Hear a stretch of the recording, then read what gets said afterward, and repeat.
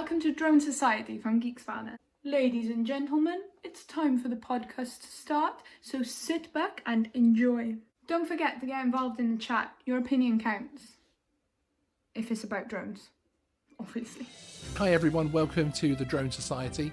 This is the new podcast from Geeksvana with myself, Sean Hickey, and of course you'll recognise that gentleman over there, Jeff Sills, of Thursday Night Live fame, over on the Ken Heron channel. Be sure to catch the Ken Heron Thursday Night Live show every Thursday night. You'll see a link in the description where you'll see Jeff bring us up to date with all of the drone news stories, including those stories that all us other channels struggle to get hold of.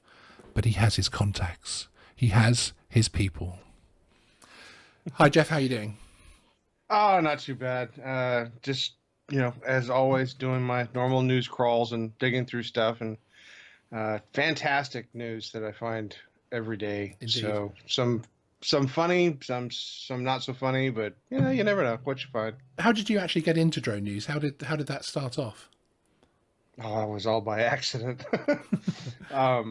I was watching Ken's show all the time, and he was doing his live streams with Dana Williams. I was watching their show.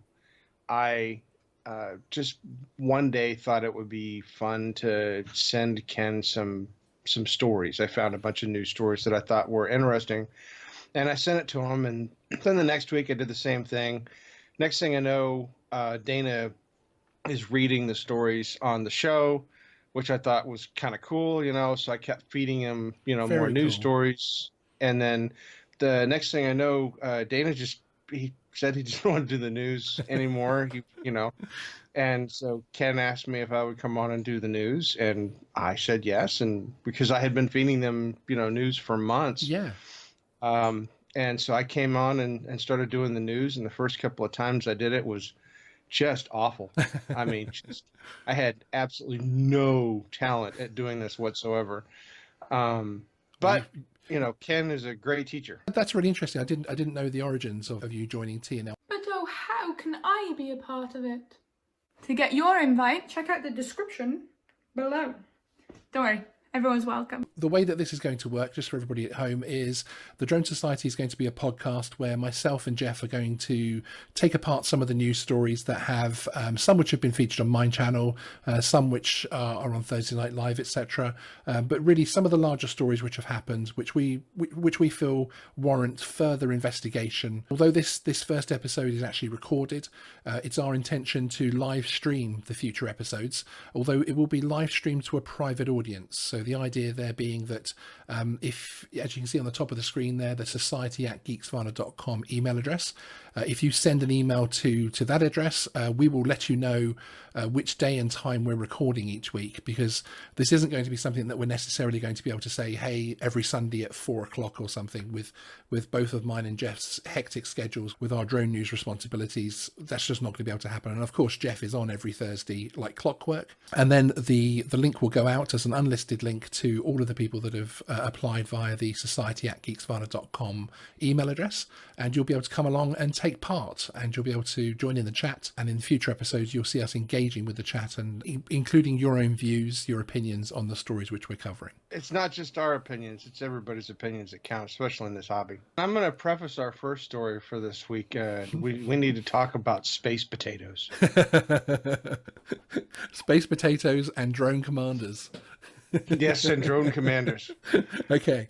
Well, today's first story, we're going to be covering what was for my channel was a fairly successful video on the Colorado mystery drone sightings. Now, this is one of those stories where it's interesting because I get very different opinions on the comment section now to the people who originally watched the video, because of course when the video first came out, this was still a fairly new story, and it was focused on people who were seeing swarms of drones and certainly multiple drones tightly packed in the sky. Whereas now, of course, it's changed to become something of more of a how much general aviation can you take a photograph of with your iPhone?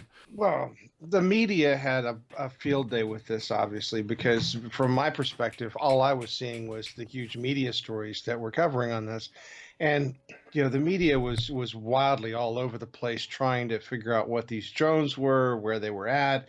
They had people camped out in fields. They were chasing lights down streets, trying to find anything that could be associated with it and coming up with nothing. They were working with sheriff's departments and they're working with the FAA and everything. It was just this huge mess, right? Because then on top of that, you had the general public, the crowd investigators, that like to go Oh, out and start throwing in evidence and giving in their 2 cents. Mix that with the crazies that want yeah, to yeah, it's yeah. all conspiracy. I've got a couple of clips to play here, which will show from my original video the video which a young lady called Ray Marie took, and it's about a minute of the interview, which basically explains how she came across it, which I'll just play out for the audience so they get a little bit of a background, and then we can come back to discussing this. And I want to say, of all of the interviews that I've heard, this is probably one of the few interviews that I've heard that actually seem to have some substance to it. No, that's not. That's a bunch of crap. It's loud. It is, yeah. It's okay.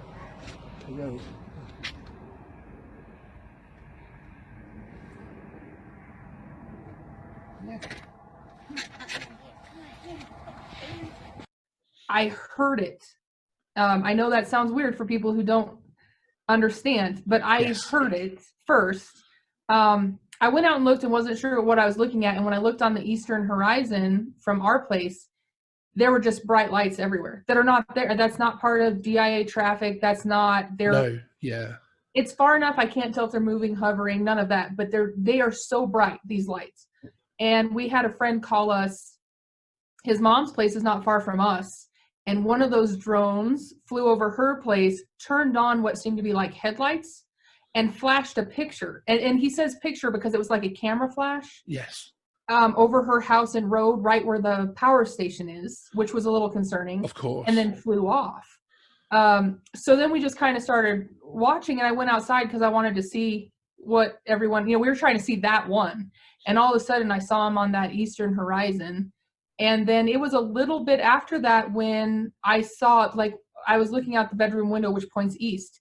And I called my husband over and I said, it's moving right for us. And he goes, no. And I said, yeah. And it was coming straight towards our house. Wow. Very quickly, very fast. And then we could hear it, we saw it coming and then we could hear it. So we stepped out onto the deck and we watched it, and it flew directly, right over us. You could throw a rock at it. It was the first of 30 on Saturday night. The Drone Society podcast from Geeksvana is filmed in front of a live invited chat audience. The first video was actually a clip that Ray Marie took of one of these aircraft. She was incredibly genuine. She was very keen to talk to me, as in she was happy to talk to me because she wanted information as well. She wanted to know everything that I'd found out. What do you think of the video that she captured?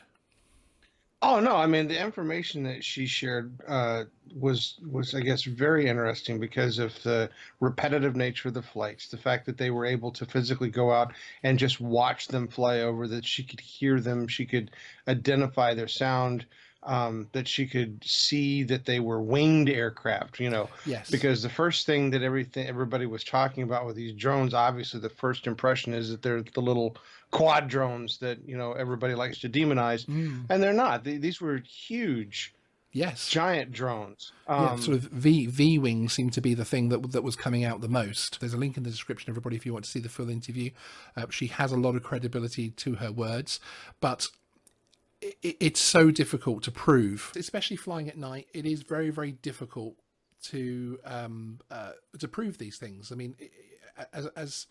As I was saying, it's difficult because how can I myself, a fairly experienced hobbyist, I couldn't necessarily tell you exactly how far away an aeroplane was or a helicopter is to give you any kind of degree. Add into that nighttime, and it seems a difficult thing to prove.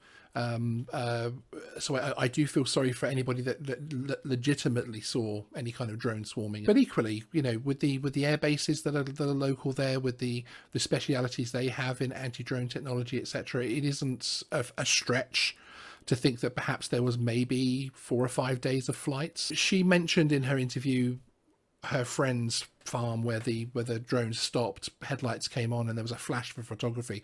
We saw a lot of reports of that. Not one single even attempted photograph. And bear in mind, these things are supposed to be hovering with very bright lights on them.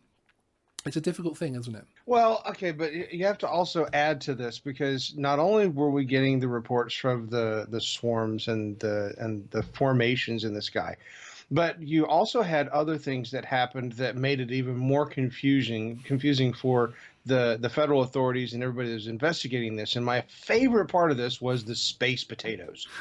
Okay? Because chasing drones through the Nebraska fields, deputies discovered odd brown cylinders that were wrapped in green meshing, nestled in the dirt, that supposedly were dropped by these drones. Wow. Okay? They were slightly bigger than a man's shoe. And so they took the space potatoes back. And obviously, because being police officers, the first thing that you do is you test them for meth. you test the police officers for meth or the potatoes? No, you test. Right. Potatoes for yes, meth. Yes. Of course, that sounds reasonable. And after extensive testing and a lot of research to try to figure out what these things were, they finally found out. And I'm going to find the information here real quick. They're called soil PAM track logs. They're used in farming to fill irrigation ruts in fields. These were not nefarious packages. These were actual agricultural products that were being distributed. So that's the first one. To add even more confusion to this, then you have my favorite one, the Durango man, who identified himself as the drone commander. He was in charge of all the drones and demanded the police departments provide him a polygraph test to prove his credibility in what he was saying, to add even more confusion to this.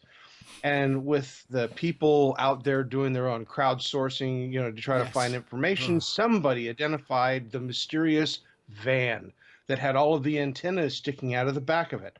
This van had a trailer, and it was nefarious, and everybody needed to find this van. So there was an extensive search, a lot of wasted effort by police departments and sheriffs to find this particular van. And numerous people were pulled over. I don't know how many poor guys that were out just doing normal work, got questioned by the police department, etc.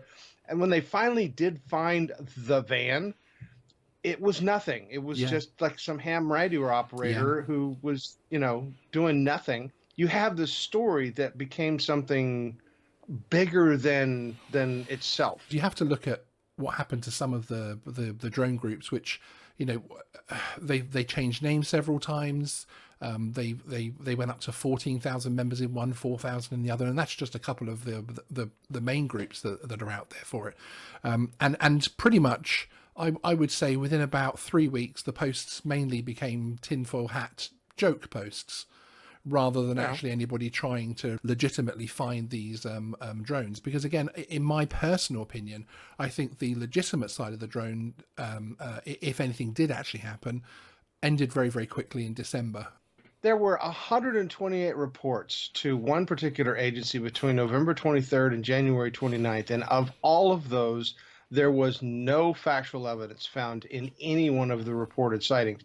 The investigators that identified, things that were seen by people varied from commercial planes to little small hobbyist drones, people legitimately flying their drones, planets, stars, the reflection of the sun, and in one case, the car taillights of a car driving down the road.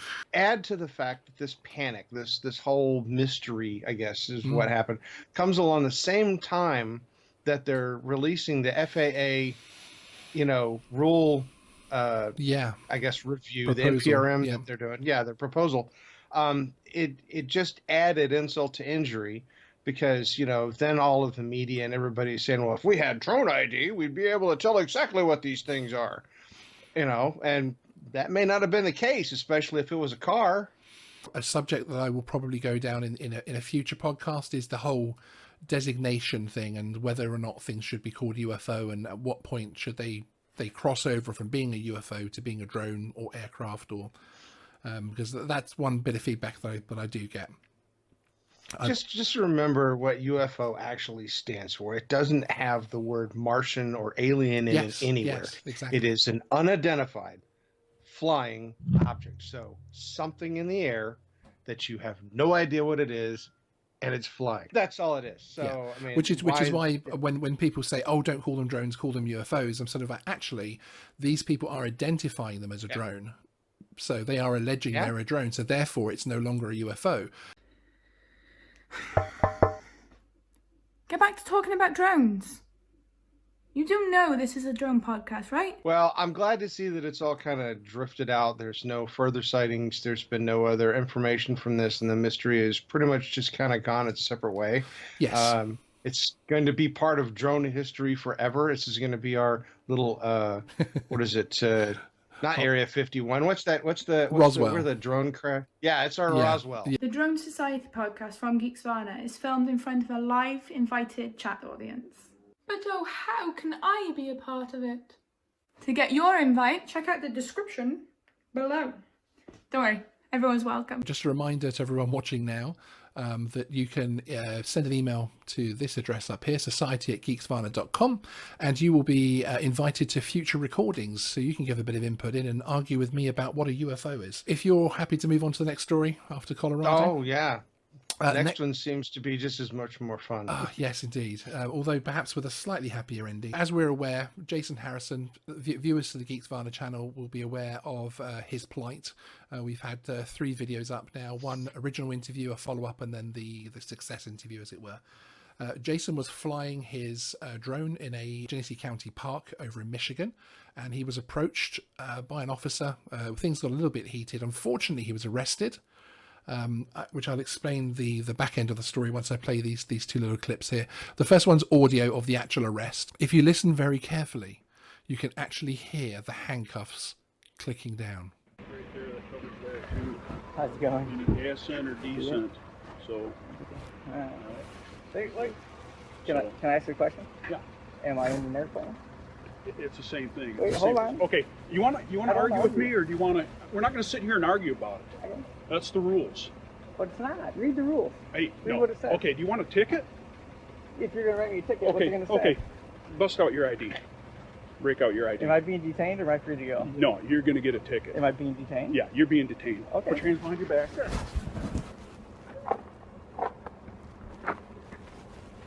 Thumbs up.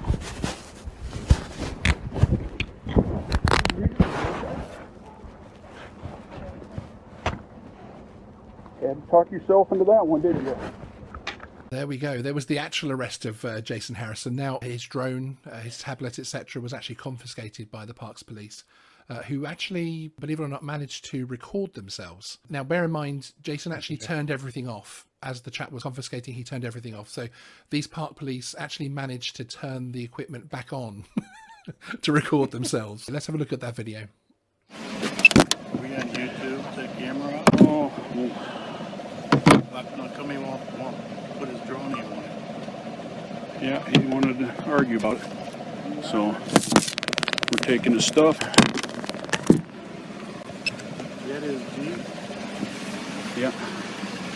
What's he doing? Just sitting there filming, then they told him to, they wanted to see the park rule. I showed him about ascent or descent, airplane or whatever, it's the same thing. He didn't want to sit here and argue it wasn't an airplane, so. Oh, you know what I'd do with him? Jail. I'd write him a ticket, take his ass to jail, and release him down there. Yep. That's what I'd do. Yep. Okay. Because there's rules to follow. Yep. I love that there's rules to follow there at the end. Well, I mean, but it also points out a couple of things. You know, these officers were responded to this, and they really clearly didn't understand the rules. They didn't understand what they were doing. It was just a reaction. You know, if I see something bad, I'm going to do something about it. You know, that sort of thing. Absolutely. And in many cases where officers have gotten involved with issues like this with drones, we find in a lot of cases they're misinformed or they're underinformed about the rules and regulations that drone pilots are supposed to adhere to. And I don't know, there's so many viral videos out there, you know, of people that were I guess having interactions with police officers, some good, some bad. But it's hit or miss as to what you're going to get when that officer arrives. So the first thing, obviously, be polite. You know, and don't come off as being Mr. Know-it-all. Try to help educate them and show them and express to them what you're doing. But, by all means, make sure that everything that you do is safe. Exactly, and I think that if you compare this, many of our viewers would have seen, if not, I'll put a link in the description to Russ from 51 Drone's own recent experience with law enforcement. I think the two taken together show very different ways of dealing with this. Now, Yeah. I personally believe you have to deal with things how you feel you should deal with them. So I don't disagree with either necessarily. But whereas Jason he didn't become confrontational, but he did question the officer more, to the point where you could tell the officer was starting to be upset that perhaps he didn't have the knowledge he should have had. Whereas Russ did manage to go away from that situation. As he says in his video, I do think the next thing the police officer probably did was go look up the rules, so he knows next time. Yeah, I mean, anytime that you come across as making somebody, not just a police officer, but just any person in general, Absolutely. feel that they're not intelligent enough to be able to discuss something with you, then they take that as an offense, and you're going to get some really strange reactions. I do think in Jason's situation, it escalated so quickly that he was just trying to say, hey, actually, can I talk to you for a minute here, because I think you've got it wrong. Going on from there, it wasn't the last time that they were harassed. The citation was actually dropped, but the group who are now known as the Michigan Coalition of Drone Operators met up on a park to defiantly fly. They found the park that they wanted to go to was locked up, despite it being within hours. And then when they did find a spot to fly, they actually had 6 of the Parks Police vehicles constantly circling the area that they were flying from. And because of that level of harassment, it then led them to take the situation to court civilly, which Jason did with the backing of the coalition. They did win, but it did take months, and it did take a drumming up of an awful lot of support for the action, and it has led to this judgment. A circuit judge pretty much gave them everything they wanted. To be fair, is this a judgment, or is this a reconfirmation of law? It's a reconfirmation of the law. I mean, the judge didn't sit here and just, fine for them, and give them everything. Realized that the FAA owns this airspace, that the guidelines that are applied to this particular space are through the FAA and not through the Park Service, or at least this particular Park Service, the way that they were doing it. It was just I guess a vindication more than anything else. Absolutely. That the FAA laws supersede. And this has been challenged in many states and in many different ways. And the FAA always comes in and makes it very clear that they are the authority. This is a case that can be used as a reference point for any future cases. So in other states, if other pilots run into the same situation, they can use this as a reference to indicate that this has been done before and this was the findings. And the more of these cases that we get rulings on that, reinforce this, the stronger our position is going to be in the future in challenging unfair drone laws. Well, this is a perfect segue, though, into our next story, because this falls directly in line with the fact that those pilots that are in Oregon, they need to step up, and they need to take that information from the Michigan court ruling and take it to their state legislature, because Oregon passed their law in the legislature in 2019 for Senate Bill 581 that amends the 2016 law to include drones, and specifically unmanned aircraft systems that they feel are being flown unsafe. And this particular ruling gives them the ability to classify it as a misdemeanor for intentionally exhibiting dangerous drone behavior. On your second time that you're caught, they can seize your drone, which is wow. Okay.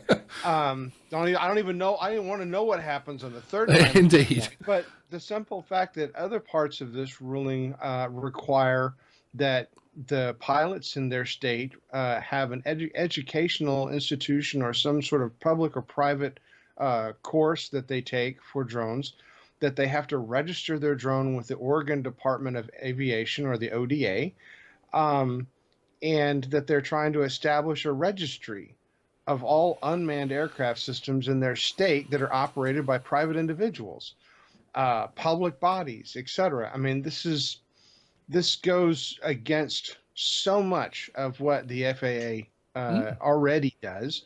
It seems to be just a pancake on top of it of just more stuff that that people have to do, and again, in some cases, will supersede what the FAA has in place, which definitely needs to be challenged in court. It seems almost like they're trying to give the local authorities more powers, and they're trying to base them loosely around the FAA regulations, almost as if that makes it okay. Who decides what a dangerous flight is? Yeah, the verbiage to intentionally exhibit dangerous behavior with the drone is very vague. Okay, because I'm a camera pilot. I like to fly my drones, high and slow and film things. And so I'm always at altitude. I'm always, doing orbits and scenic shots and things like that. And what I know in what I do is safe and careful and well thought out flights. Somebody else may look at and determine that they feel that I'm being dangerous, that I'm flying too close to an object, or I'm flying over something that they don't think I should be flying over. But then, of course, you have the people, that want to be creative. They want to fly the drone down one of the walk bridges, in between all of the posts and stuff to get that beautiful visual shot. And, somebody can misinterpret that as being dangerous behavior. Don't even get me started on FPV pilots. Exactly. Okay? Exactly. Because the FPV pilots fly extremely fast, diving down the sides of buildings, shooting in between trees, playing around in parks, flying what I would call aggressively, but it's not unsafe. These guys know exactly what they're doing. Exactly. In many cases, they've done this, hundreds, if not thousands of times. And what they do is safe. They don't do it over or around people. They're not, dodging through crowds, etc. But because it looks dangerous, because it feels dangerous. Yes. You can't legislate a feeling. Do you think that the Oregon situation is something that will get challenged proactively by the FAA? Is that something that they would do? Yeah, obviously there is some influence there that the FAA definitely needs to go in and challenge this, or that they need to make it perfectly clear to Oregon that they're not going to be superseding the FAA regulations, because the federal regulations supersede the state level regulations anyway. But it's one of these things where how they got it passed in the first place is what bothers me, because I've watched the news very carefully.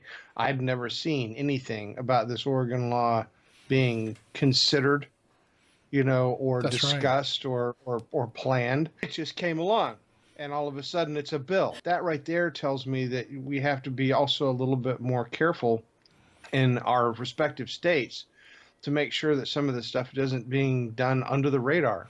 That's right, exactly. The Drone Society podcast from Geeksvana is filmed in front of a live invited chat audience. But how can I be a part of it? To get your invite, check out the description below. Don't worry, everyone's welcome. Just a quick reminder that the next episode of the Drone Society will be recorded live in front of the invited audience. So if you want your invites, society@geeksvana.com, send us an email.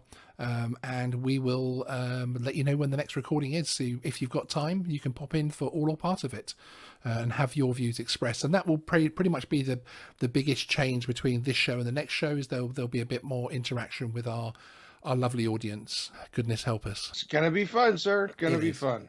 Okay, so that's a wrap. The podcast is over. The story has been told. Until next week, of course. Anyway, if you don't mind picking up your popcorn box, sir, I'd really appreciate you putting it in the bin. Yes, and your crisp packet, madam.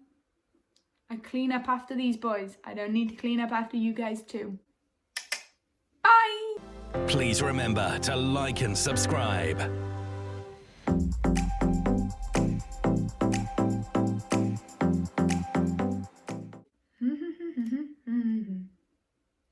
All right, you're still here. No in the seat. Come back next week, okay?